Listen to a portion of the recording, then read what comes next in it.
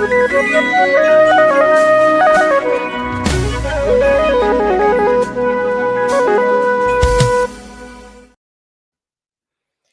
ከረማችሁ ውድ ተመልካቾች። ዛሬ የታየ ደንደአን የፍርድ ቤት ውሎ በተመለከተ አጫጭር መረጃዎችን ለመስጠት ነው የቀረብኩት። እንደሚታወቀው ትናንትና ታየ ደንደአን ፍርድ ቤት ወስዶት ነበር። በፍርድ ቤቱ ውሎ ደግሞ እንግዲህ ሕግን ጥሷል ብሎ የአብይ ፍርድ ቤት ውሳኔ ሊሰጥ ነው። ወንጀለኛ ነው ብሏል፣ ግን ውሳኔ አልሰጠም እስካሁን። እሱም በተመለከተ ዘርዘር ያለ መረጃዎችን ይዤላችሁ ቀርቤያለሁ። እስከ መጨረሻ ተከታተሉኝ። እንግዲህ መጀመሪያ ታየ በምንድን ነው የተከሰሰው የሚለውን ትንሽ መዳሰስ ያስፈልጋል። የታየ ወንጀል ተብሎ በአብይ የቀረበ ፍርድ ቤት ላይ የቀረበውን ነገር አንድ በአንድ እናያለን። ከዛ ቀጥሎ ደግሞ ታየ ፍርድ ቤት ላይ የተናገረው በጣም ትልልቅ ንግግሮች ነበሩ። በመከላከያ ሰነዶቹ ውስጥም የተጻፉ ትልልቅ ሀሳቦች አሉ እና የታየ ምላሽን በተመለከተ ትንሽ የተወሰኑ ነገሮችን መረጃዎችን አካፍላለሁ። በመጨረሻ ላይ ደግሞ የታየ ክስ አንድምታው ምንድን ነው የሚለውን አንድ ላይ አቅርቤ አጠቃልላለሁ። እስከ መጨረሻ ተከታተሉን። እንግዲህ ታየ ከ6 ወር ሆኗል። አሁን ታየ ከታሰረ በህገወጥ በአብይ አህመድ የታሰረበት ታየ የአብይ የግል እስረኛ እንደሆነ ማንም ሰው ያውቃል እና በየጊዜው ፍርድ ቤት ያቀርባሉ። አውቀው ፍርድ የሚባል ነገር ኢትዮጵያ ውስጥ የፍርድ ቤት ፍርድ የአብይ ነው እንጂ ፍርድ ቤትም የለም። ነገር ግን እዛ ይመላለስ ነበር። ትናንትናው ደግሞ በጣም ለየት ያለ ውሳኔዎች ተላልፈዋል። እሱን ብናይ መጀመሪያ የታየ ክስ ምንድን ነው፣ ጭብጡ ምንድን ነው ለምለው ታየ በ3 ወንጀሎች እንግዲህ ወንጀል ሲባል የአብይ ምለው የአብይ ወንጀል ብንል ታየ ወንጀል ፈጽሟል ብሎ አብይ የከሰሰው በ3 ወንጀል ነው። አንደኛው አገርን ክዶ ከጠላቶች ጋር አብረዋል የሚለው ነው እና የአገር ክደት ፈጽመው በተለይ ደግሞ አገሪቷ ጦርነት ውስጥ ባለችበት ጊዜ ታየ ደንደአ ከጠላቶች ጋር አንድነት ፈጥሯል ብሎ ነው መጀመሪያ ክስ ለታየ የተነበበው። አንደኛ ኦፊሻሊ እንግዲህ ፍርድ ቤት አገር እንግዲህ ይሄ የአቃቢ ሕግ ክስ ነው። ኦፊሻሊ አገር ጦርነት ውስጥ ነች ብለው በፓርላማ የታወጀ የለም። ነገር ግን እናውቋለን የአብይ ጦርነት ነው ኢትዮጵያ ውስጥ ያለ። ያንን አምነዋል። አገር ጦርነት ውስጥ ባለችበት ጊዜ ታየ ደንደአ ከጠላት ጋር አንድነት ፈጥሯል፣ አገርን ክዷል የሚል ነው። ለዚህ ደግሞ ማስረጃ ብለው ያቀረቡት የታየን የሶሻል ሚዲያ የፌስቡክ ፖስቶችን ነው። እናም ታየ ቢቢሲ ላይም የተናገረውን እሱንም እንደ ማስረጃ ብለው ለፍርድ ቤት አቅርበዋል ከሳሾቹ፣ የአብይ ከሳሾቹ። እንግዲህ ታየ ጠላቶች ጋር አብሯል ተብሎ ተጽፎለት ለታየ የተነበበ ውስጥ የሚገርም ማን ነው ጠላት ማለት ብለን እንጠይቃለን። ያ የተነበበ ውስጥ ጠላት ተብሎ የተዘረዘረው 2 አካል ነው። ታየ እንግዲህ ከጠላት ጋር አብሯል፣ አንድነት ፈጥሯል፣ አገርን ክዷል የተባለው 2 ጠላቶች ተብሎ በአብይ ትዕዛዝ በአብይ አቃቤ ሕግ የተነበበው የኦሮሞ ነፃነት ሰራዊትና ፋኖ እነኚህ ሁለቱ ኦኤልኤ እና ፋኖ ጠላት ነው ብለው ያ ፍርድ ቤት ላይ የተነበበው ክስ ታዬ እንግዲህ ከሁለቱም ጋር አብሯል፣ ከሁለቱ ጋር አንድነት ፈጥሯል፣ ይህንን በማድረጉ አገርን ክዷል ብሎ ነው የመጀመሪያ ክስ የቀረበው። እንግዲህ ታዬ ከኦኤልኤ እና ከፋኖ ጋር አንድነት ፈጥሮ አገርን ክዶ ተብሎ ነው ፍርድ ቤት ላይ የተከሰሰው። ይሄ የመጀመሪያው ክሱ ነው። የታየ ምላሽ በኋላ እናያለን። ሁለተኛ ክሱ ደግሞ የመጀመሪያ ክስ ኦልሬዲ ከጠላት ጋር አንድነት ፈጥሮ አገርን ክዷል ነው። ሁለተኛው ክስ ደግሞ ከጠላት ጋር ለመስራት ዝግጅት ላይ ባለበት ጊዜ ነው የተያዘው። ስለዚህ ወንጀልን ለመፈጸም ሲንቀሳቀስ ነው የተያዘ ይላል። ያ ወንጀል ደግሞ በማህበራዊ ድረገጹ ላይ እና ከቢቢሲ ጋር ያደረገው ቃለመጠየቅን ጠቅሶ እንግዲህ ማስረጃ ብሎ ያቀረቡት ተመሳሳይ ነው። ተመሳሳይ ማስረጃ ነገር ግን የተለያየ ክስ ተብሎ ነው የቀረበው የሁለተኛው ክስ። ስለዚህ ሁለተኛው ክስ ተብሎ ጭብጡ የቀረበው ወንጀልን ለመስራት እየተንቀሳቀሰ ነው። አንደኛ ፌስቡኩ ላይ የሚጽፋቸው ፕሮፓጋንዳዎች ናቸው። ያ ፕሮፓጋንዳ ደግሞ ህዝብን የሚያስፈራና የሚያስፈራራ ነው። በዚህ ፕሮፓጋንዳ ደግሞ ጠላት ጋር ለመስራት እያቀደ ነው እና አገርን ለመካድ እያቀደ ነው፣ ወንጀልን ለመፈጸም እየተዘጋጀ ነው ይላል እና የመጀመሪያ ክስ ወንጀልን ፈጽመዋል ብሎ ነው። ሁለተኛው ክስ ደግሞ ወንጀልን ለመፈጸም ነው ይላል። እዛው ላይ እንግዲህ ወንጀልን ያንን ወንጀል ፈጽሟል ከሆነ ፈጽሟል ነው የምትለው። ከፈጸመ ገና ደግሞ በሌላ ሌላ ክስ ተብሎ ሁለተኛው ክስ ላይ ደግሞ ተመሳሳይ ወንጀልን ለመፈጸም ነው ይላል። ማለት አንዴ ወንጀሉን ፈጽሟል ከተባለ አንድ በቂ ነው። ያው እሱም ውሸት እንደሆነ በኋላ እናያለን። እና እሱ የሁለተኛው ክሱ ከፋኖ እና ከኦኤልኤ ጋር ለመስራት እያቀደ ነው።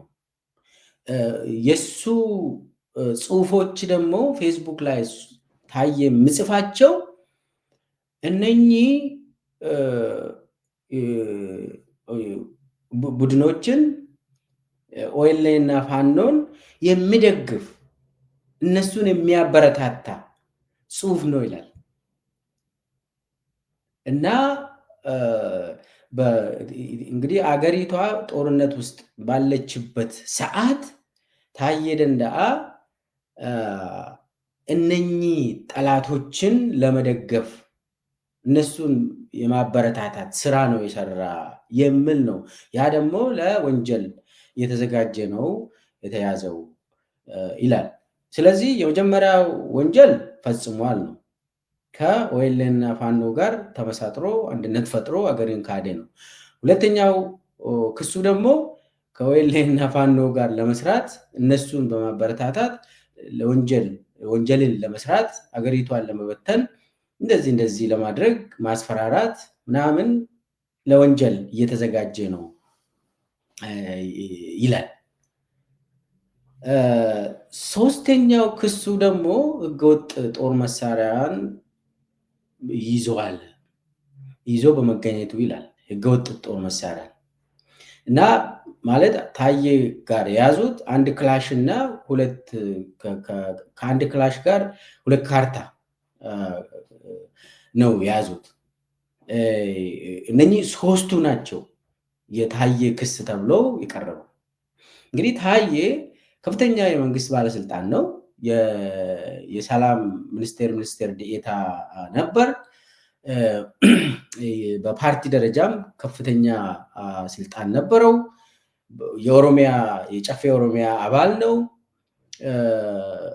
ስለዚህ ታዬ በጥበቃ ነው ሲንቀሳቀስ ነበር። በኋላ ግን ታዬ ጥበቃን እንዳያገኝ ተደረገ። ጥበቃውን ካነሱ በኋላ ደግሞ ታዬ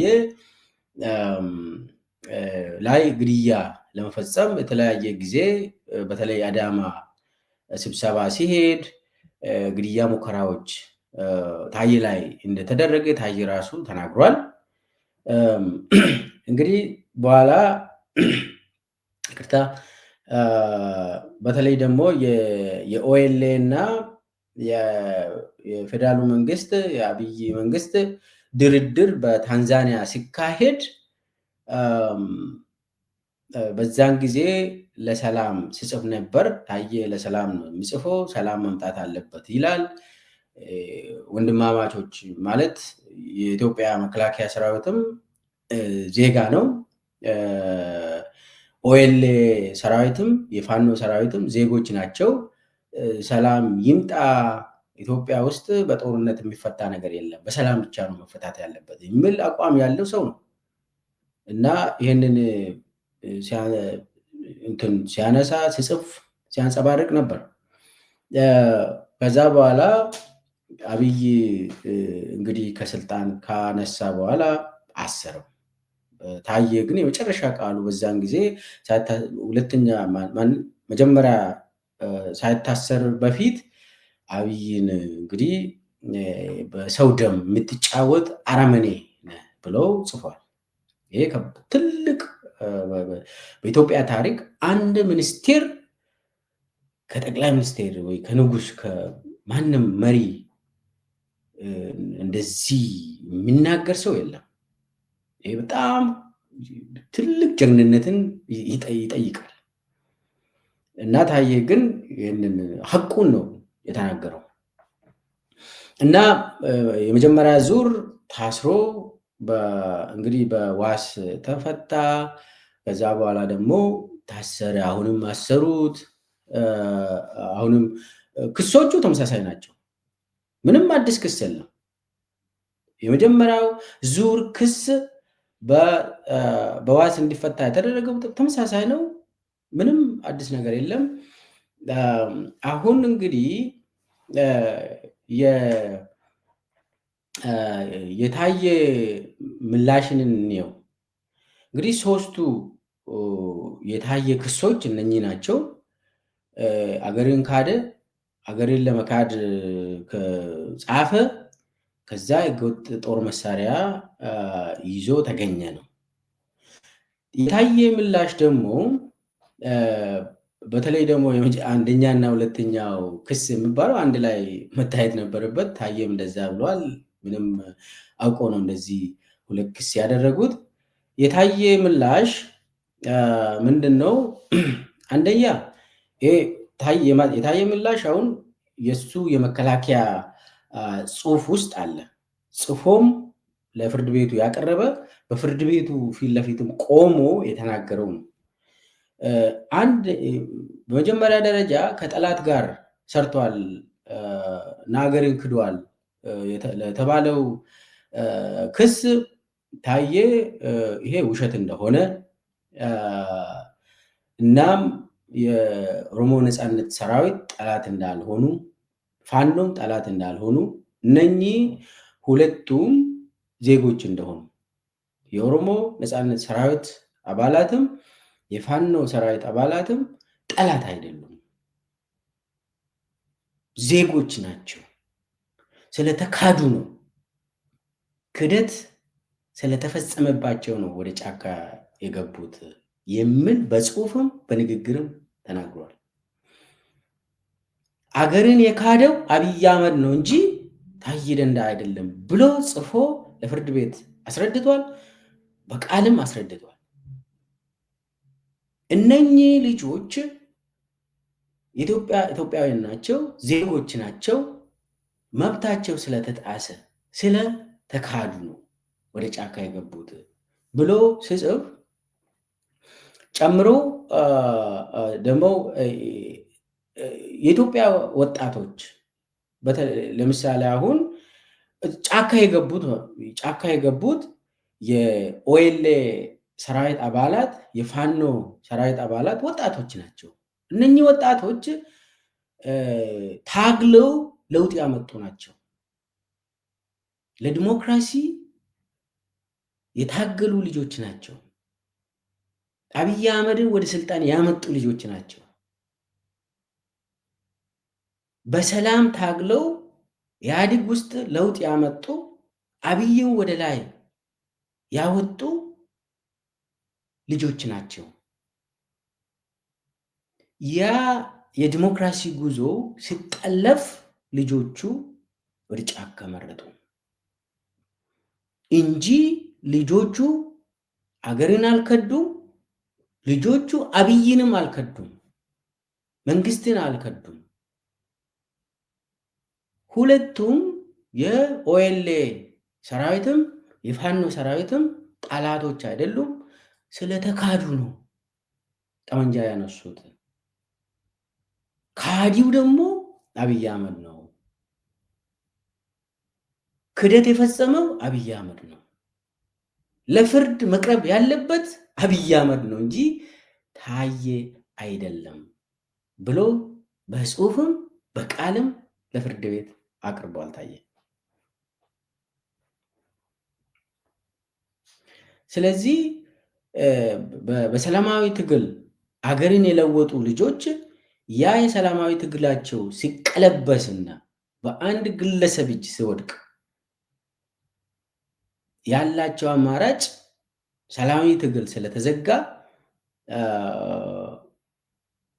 ያለው አማራጭ ነው የተጠቀሙት። ስለዚህ እነሱ ጠላት አይደሉም። ጠላት መባል ያለበት ሰላማዊ ትግልን ጠልፎ ኢትዮጵያን ወደ ጦርነት የወሰደ ሰው ነው እንጂ ጠላት መባል ያለበት አብይ አህመድ ነው እንጂ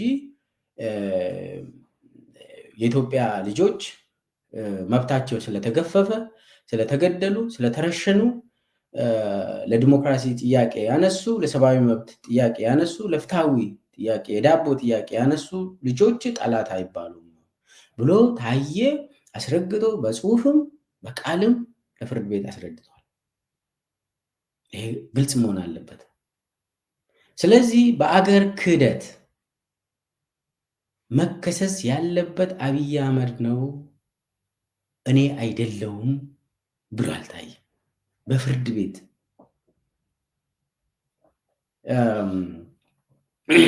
ስለዚህ በተለይ ደግሞ ብሎም ከካንትን ጽሁፎቹንም እነሱ ያቀረቡት የሶሻል ሚዲያ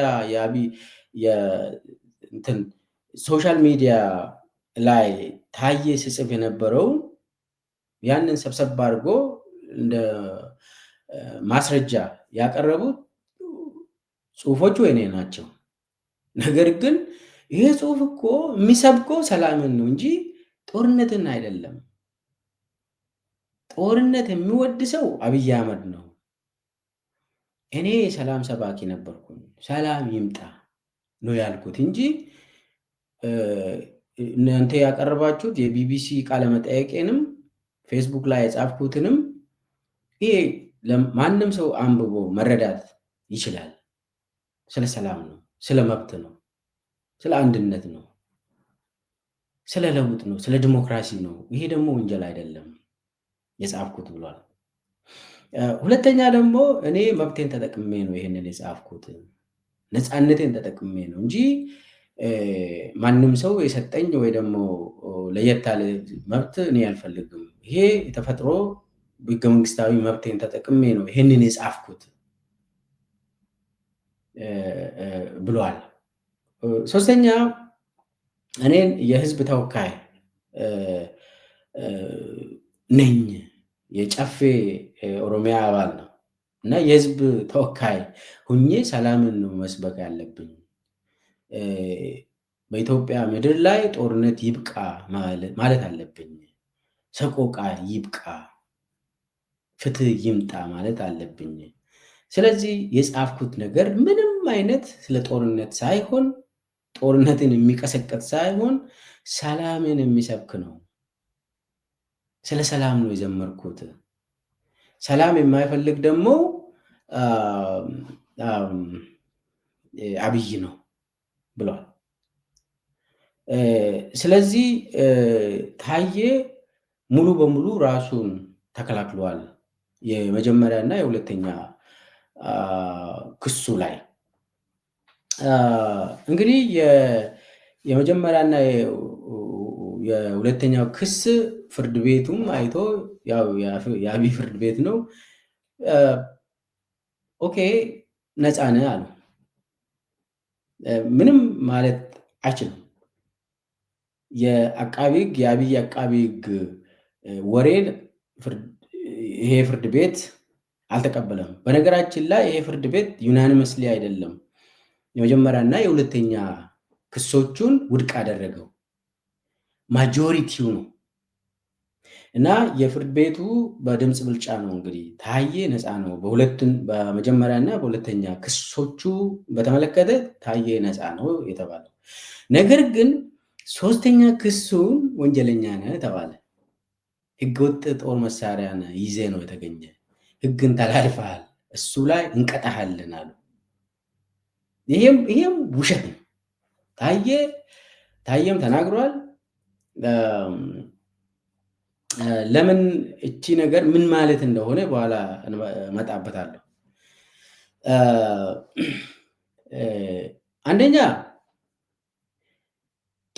ህገወጥ ጦር መሳሪያ የተባለው አንድ ክላሽ ከሁለት ካርታ ጋር ታዬን ሲይዙ ያገኙት ማንም የመንግስት ባለስልጣን ጦር መሳሪያ ይይዛል። ኢትዮጵያ ውስጥ ሚኒስቴር ይቅርና ተራ የወረዳ ካድሬ ራሱ ክላሽ አለው፣ ሽጉጥ አለው። ሲፈልጉ ደግሞ ተጨማሪም ይይዛሉ። አንዳንዴ አንድ ቤት ውስጥ ሁለት ክላሽ ልታገኙ ይችላላችሁ።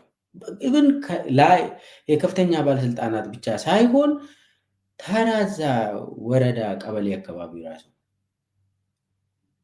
ይሄ በአሁኑ በጦርነት ጊዜ ደግሞ እንግዲህ አስቡት። እና ታዬን ያስታጠቀው መንግስት ራሱ ነው፣ አብይ ራሱ ነው። እንግዲህ አብይ መንግስት ከተባለ ይሄ የታወቀ ነው። እኔ ራሴ የኦሮሚያ ባለስልጣን በነበርኩበት ጊዜ ራሱ የኦሮሚያ ፖሊስ ኮሚሽን ያስታጠቀኝ ክላሽ አለ፣ ሽጉጥ ነበር። ይሄ የታወቀ ነው። ስልጣን ከያዝክ ጥበቃ ይመደብልሃል። ጥበቃ ነበረኝ፣ የታወቀ ነው። ስለዚህ ማንም ባለስልጣን ለምሳሌ አብይ አህመድ ራሱ በኦሮሚያ የድርጅት ጽሕፈት ቤት በነበረበት ጊዜ ሁለት ክላሽ ይዞ ነው የሚንቀሳቀሰው። ሁለት ክላሽ እንግዲህ በዛን ጊዜ በኢህአዴግ ጊዜ ሁለት ክላሽ ገቢ ነው አስቀምጠው ነው የሚሄደው።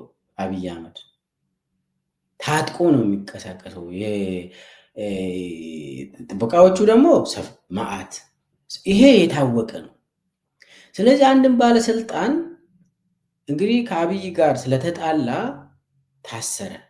ሲያስሩት ደግሞ ራሳቸው የሰጡትን ጦር መሳሪያ በህገ ወጥ ነው የያዝነው ብለው አቀረቡ፣ እንትን አደረጉ።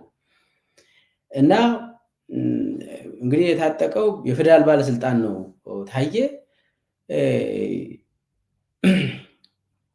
ራሱ ሰጥቶ ወንጀል ነው እንትኑ የተባለው።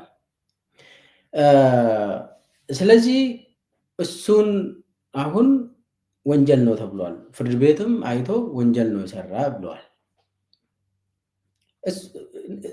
አንድ ክላሽና ሁለት ካርታ ነው እንግዲህ ከታዬ ጋር የተያዘ ነገር። ግን ፍርድ ቤቱ ደግሞ የሚገርም ነገር ብዙ ጦር መሳሪያዎችን ይዞ ተገኝቷል ይላል ክሱ።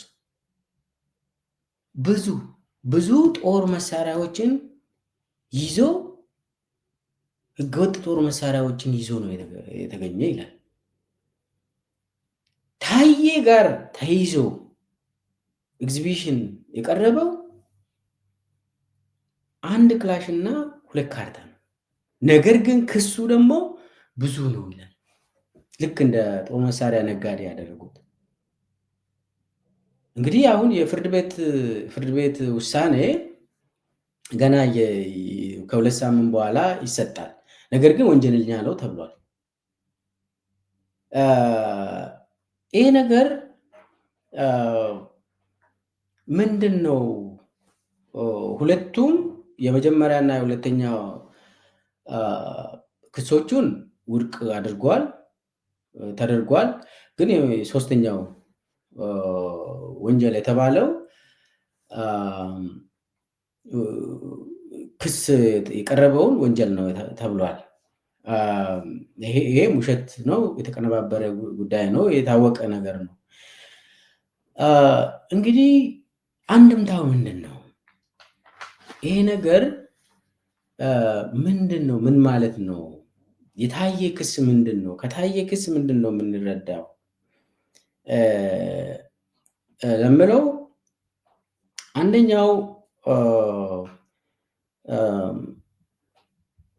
አንደኛው የአገር ክህደት ማለት ምንድን ነው? አገርን ካዴ ማለት ምን ማለት ነው? በአብይ ጊዜ አሁን አብይ ባንዳ አገር ክህደት ይላል።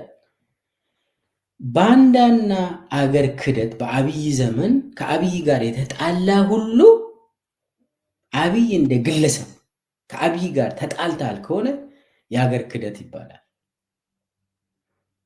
የአገር ክህደት ይባላል። አብይ ጋር ስለተጣላ ብቻ አገርን ካደ ነው የምትባለው። ባንዳ ነው ትባላለ። የአገር ካዲ ባንዳ ቁጥር 1 ባንዳ አብይ ሆኖ እያለ የኢትዮጵያ ሕዝብን በጦርነት እየገረፈ ያለው ተከታታይ ለ7 ዓመት በጦርነት እየገረፈ እልቂት ባለቤት አብይ አህመድ እየሆነ በረሃብ አለንጋ ኢትዮጵያውያንን እየገረፈ ያለ በድሮን ለመጀመሪያ ጊዜ ኢትዮጵያውያንን በትምህርት ቤት በሃይማኖት ተቋማት በየቤታቸው ያቃጠለ ሰው አብይ አህመድ ከሃዲ ሆኖ ሳለ አብይ ጋር የተቃወሙ ሰዎች ከሃዲ ይባላሉ።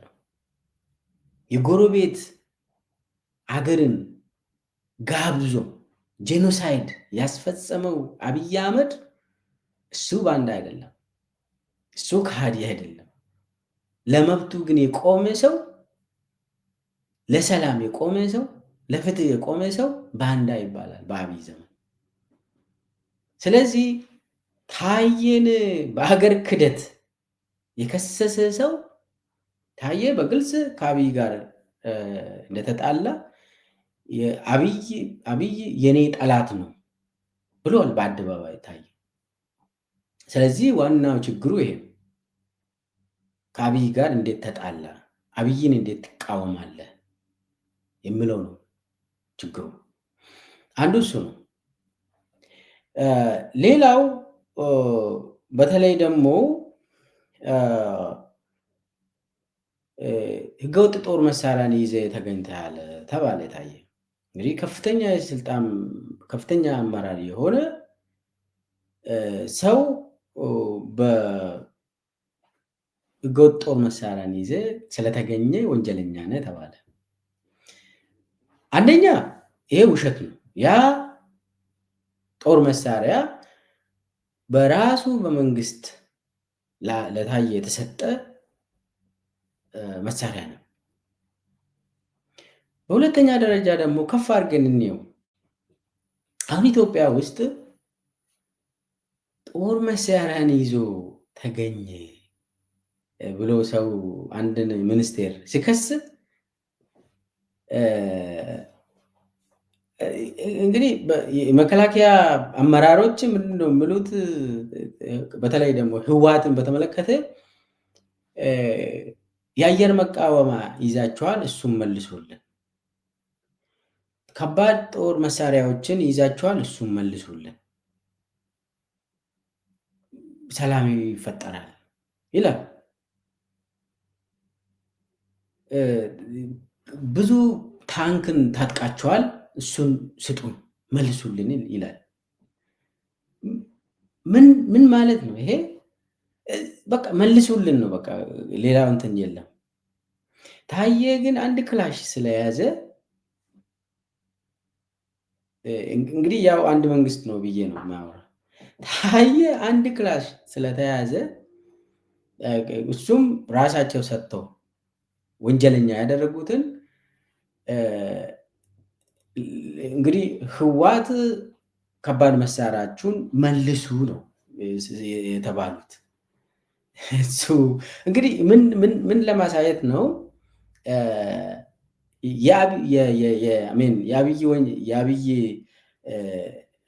አብይ ታዬን እንዴት ያያል? ይፈሯል።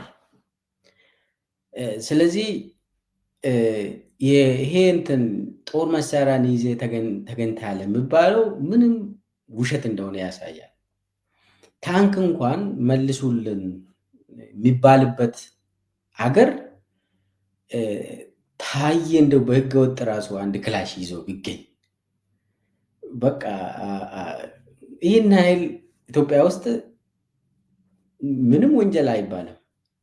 እንግዲህ ብርሃኑ ጁላ አነጋገር ማለት ነው። የያዛችሁትን አየር መቃወሚያ መልሱልን፣ የያዛችሁትን ታንኮችና ምናምኖችን መልሱልን በቃ ይላል እዛ ቆሞ። ስለዚህ እንደዚህ የምትናገርበት ሀገር ታዬ አንድ ክላሽ ከእንትን ራስ ሰተ ደግሞ የምታደርገው የተቀነባበረ የፖለቲካ ድራማ እንደሆነ ግልጽ እንዲሆን ፈልጌ ነው። ሌላው ይቅርና ለምሳሌ በቅርብ ጊዜ ከኦኤልኤ የገቡት እና ሹመት ያገኙት ሰዎች አሉ። እንግዲህ ብዙ ናቸው። ገብቶ ስልጣን ያገኙት ግን ጥቂት ናቸው። ከገቡት ውስጥ ያው የተገደሉ አሉ፣ አሁን የተባረሩም አሉ፣ ዳግም ደግሞ ወደ ኦኤልኤ የተመለሱት አሉ። ግን የተወሰኑ ሰዎች ስልጣን አግኝተዋል። ከጫካ ራሱ የታጠቀ ገብቷል ብለ ፓርላማ ላይ ስልጣን ሰጥቼዋለሁ ብለ ፓርላማ ላይ ያወራል አብይ። እንዲህ አይነት ሀገር ውስጥ ታዬ አንድ ክላሽ ይዞ ስለተገኘ በቃ ወንጀለኛ ሆነ የሚባሉ በጣም የሚያስቅ ነው፣ የሚያስቅ ድራማ ነው። እና የፖለቲካ የአብይ የግል እስረኛ መሆኑን የሚያሳይ ነገር ነው። ነገሩ የጦር መሳሪያ ምናምን አይደለም፣ ፖለቲካ መሆኑን ነው። ታዬ ላይ ያነጣጠረው ጉዳይ ጦር መሳሪያን ይዞ ተገኘ የሚባል ሳይሆን የታዬ አቋም ነው፣ የፖለቲካ ጉዳይ ነው። ከአብይ ጋር ለአብይ ለምን አልሰገደም ነው እንጂ ሌላ ታዬ ምንም ወንጀል እንዳልፈጸመ ግልጽ ሊሆን ይገባል ብዬ ነው። እንግዲህ ሶስተኛ ደግሞ ታዬ ስለ ሰላም ነው ያወራ። ታዬ ስለ ሰላም፣ ስለ ፍትህ፣ ስለ እኩልነት ነው የሚያወራ፣ ስለ ወንድማማችነት ነው የሚያወራ። ጦርነት ይብቃን ነው። ይሄ ነው አገሬን የሚጠቅመው እንጂ የአብይ አካሄድ አይደለም። የአብይ አካሄድ አገርን የሚያፈርስ ባንዳነት ነው። የአብይ አካሄድ ህዝብን እየጨፈጨፈ ነው። ትግራይ ውስጥ ጄኖሳይድ አካሄደ። አማራና ኦሮሚያ ውስጥ እየተካሄደ ያለው ጭፍጨፋ ማንም ሰው ያውቃል። አሁን ደግሞ አፋር ተጨምሮበታል። ሲኦል ነው አሁን አፋር ክልል። ሌላ ክልልም ሁሉም ክልሎች አካባቢ የሆነ ያለው ስቃይ ነው። ይሄ የአብይ አካሄድ ለአገር አይጠቅምም፣ ለአገር ጥቅም አይጠቅምም። አገር ካደ የሚባለው አብይ ነው። ለአገር ጥቅም ቆመ የሚባለው ታዬ ደንደዓ ነው። ለምን? የታየ መንገድ ነው አገርን የሚጠቅመው። የአብይ መንገድ ግን አገርን የሚያፈርስ የስቃይ መንገድ፣ የግድያ መንገድ፣ የክህደት መንገድ ነው የአብይ መንገድ። ስለዚህ ከዚህ የምንረዳው ታዬ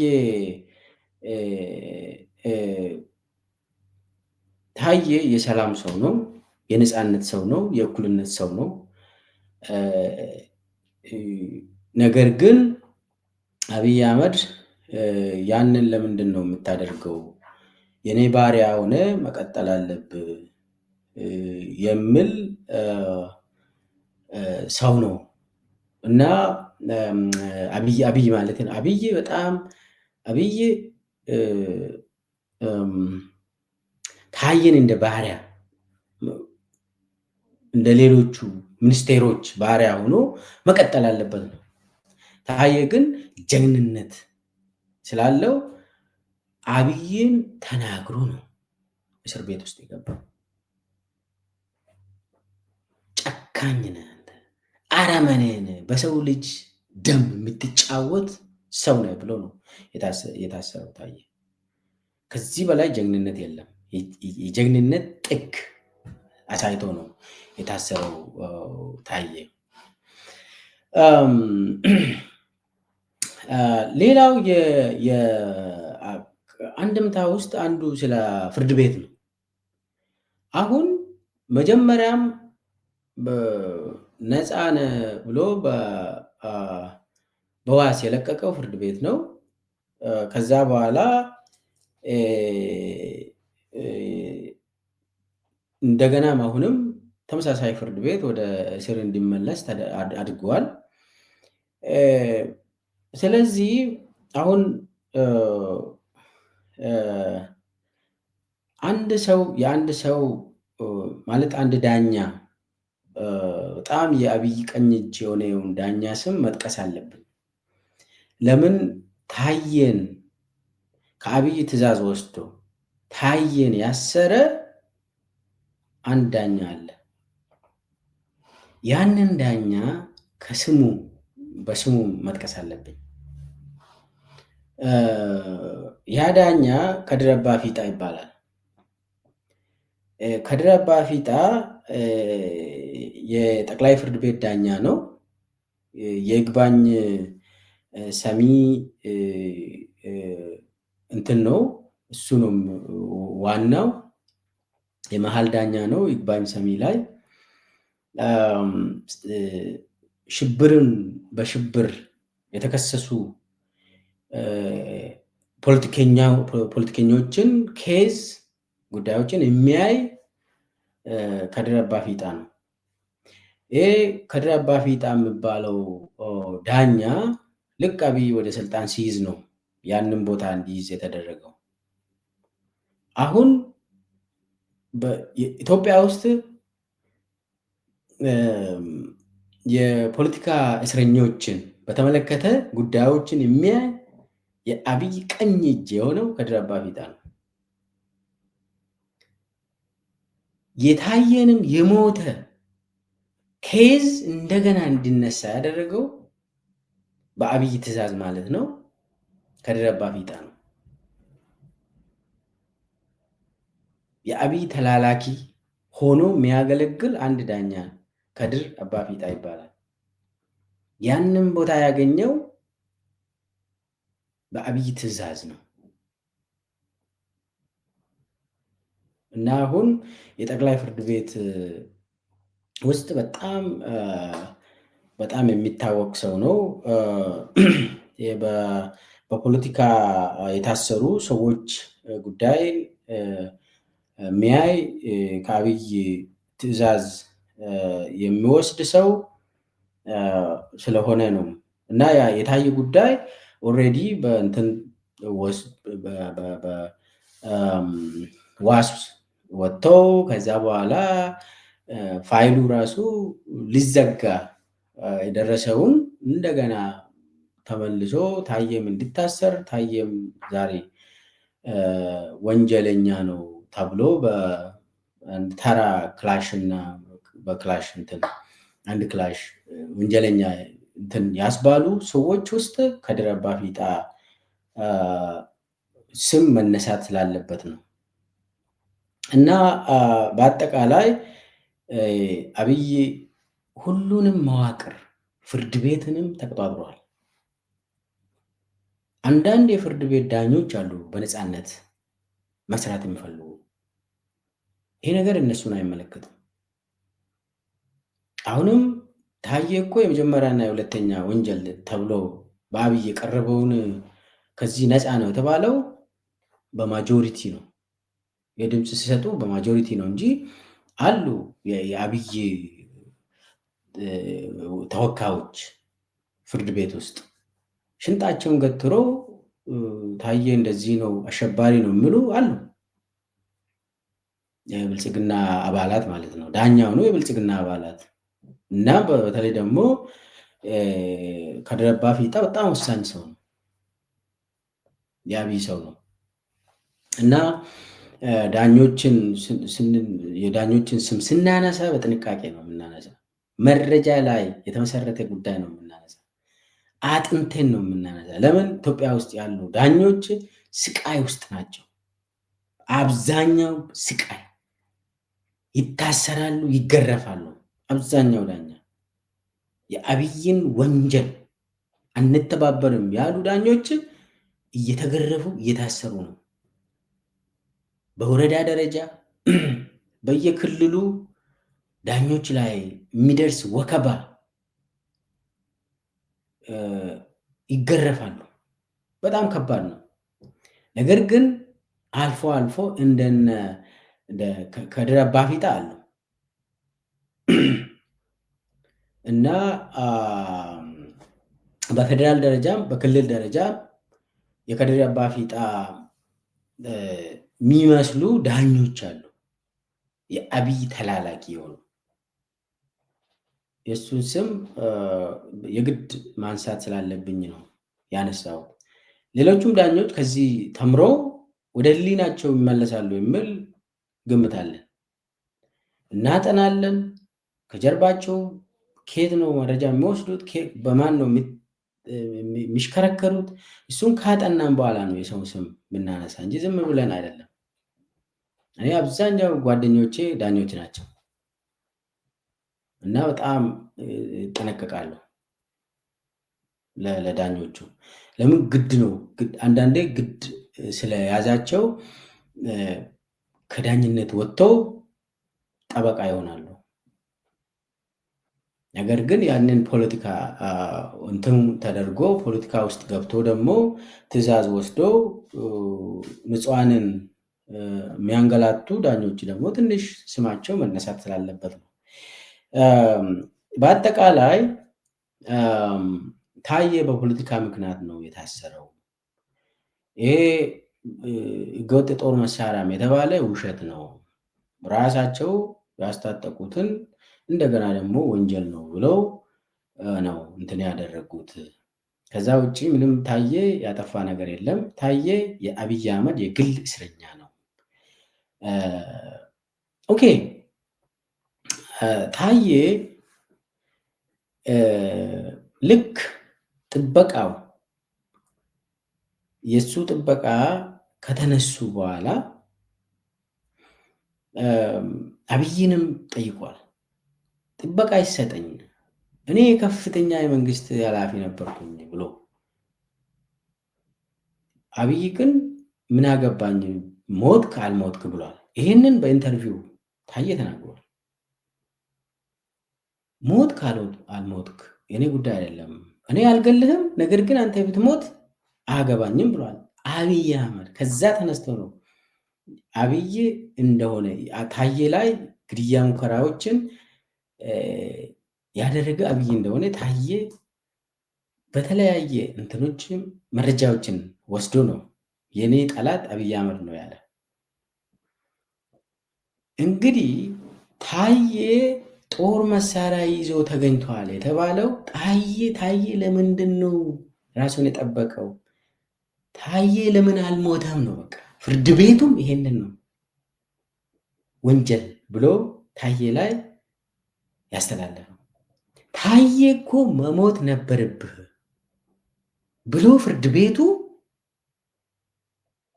ውሳኔ ሲያስተላልፍ በጣም የሚገርም ነው። የሚገርም የአብይ አቋም እንደሆነ የምትረዱት ታዬ እኮ ልክ አብይ እንዳለ ልክ አብይ አንተ ሞት ካልሞትክ አያገባኝም እንዳለ መሞት ነበረብህ ነው። በቃ ይሄ ነው ይሄ የፍርድ ቤቱ ውሳኔ። ታዬ ራሱን ጠበቀ፣ ህዝቡም ታዬን ይጠብቃሉ። እስከ ቅርብ ጊዜ ራሱ ታዬ የታሰረበት ቤቶች ከአንዱ ቤት ወስዶ ወደ ሌላ ቤት፣ ከአንዱ ቤት ወስዶ ወደ ሌላ ቤት፣ ከሌላ ቤት ወስዶ ሌላ ቤት እያዘዋወሩ ሲፈልጉ ታዬን የማይሆን ክፍል ውስጥ ለማስገባት የሞከሩበት አካሄድ ታዬ ላይ ጉዳት ለማድረስ ነው።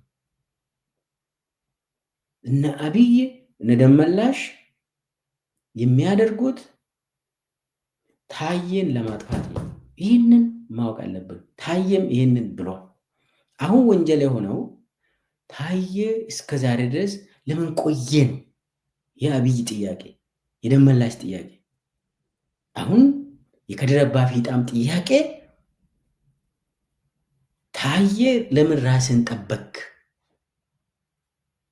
ከፍተኛ ባለስልጣን ሆነ ነበር። ልክ ከዛ ስትወርድ ልክ አብይና ደመላሽ እንዳቀዱ መሄድ ነበርብ ነው። የሚያሳዝን ነው። ይሄ ነው የፍርድ ቤቱ ውሳኔም የከድር አባፊጣ ውሳኔም ይሄ ነው እና በዚህ ደረጃ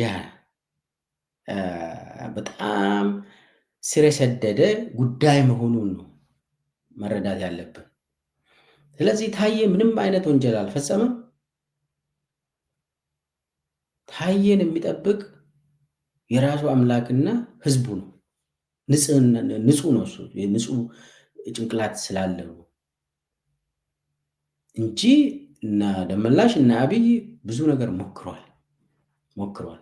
ታዬም ተናግሯል። ይሄንን ብዙ ጊዜ ግድያ ሙከራዎች ታዬ ላይ እንደተደረገ ታዬም ተናግሯል። ስለዚህ የታዬ የፍርድ ቤት ውሎን አጠቃላይ በዚህ እንድናይ ብዬ ነው ይህችን መረጃ ይዤላችሁ የቀረብኩት። እስከ መጨረሻ እስካሁን ስለተከታተላችሁኝ አመሰግናለሁ። ሰላም ነው።